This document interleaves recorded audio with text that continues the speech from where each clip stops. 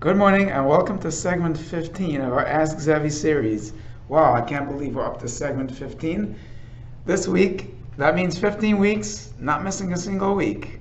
It's a long time. Congratulate myself. This week I want to talk about temp standpipe inspections.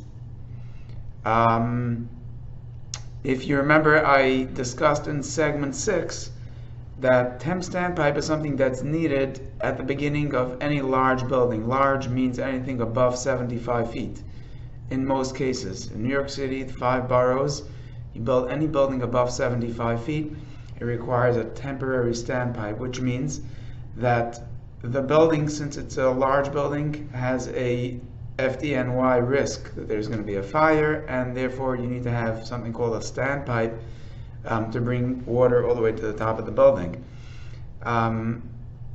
This week I want to in segment 6 we spoke about the permits required for temporary standpipe.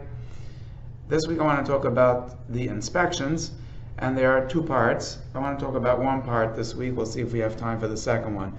The first one is that there are 2 issues when it comes to the inspections, namely that a temporary standpipe is exactly the way it sounds, temporary. And the nature of that is that when the plumber or sprinkler company actually installs the system into the building with all the piping up to the top floors, they need to put in a permanent system. The only reason the temporary system was there to begin with was just because the building department was not going to give you the new building application to start the building without some kind of security measure put into place where if there's a fire, there'll be a standpipe system there. So basically the way it works is temporary standpipe, new building application so you can start the building, and then you move on to the actual standpipe system, which is the permanent one.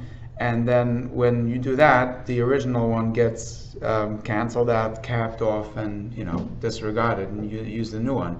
So the first issue with the inspections is that even though you have that temporary standpipe system, don't forget about the permanent one. And when you're actually building that, this is a very common issue that we have with a lot of plumbers and sprinkler companies when it comes to actually installing the system.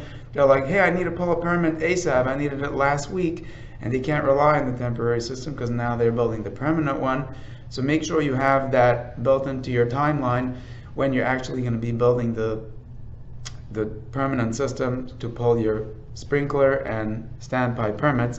If you need help with that, figuring out your timeline ahead of time, where we have a lot of experience with plumbing, sprinkler, standpipe, permit inspection and sign-off issues, please call me. If you have any questions, you can shoot me an email at info@plconsultinggroup.com or direct message me.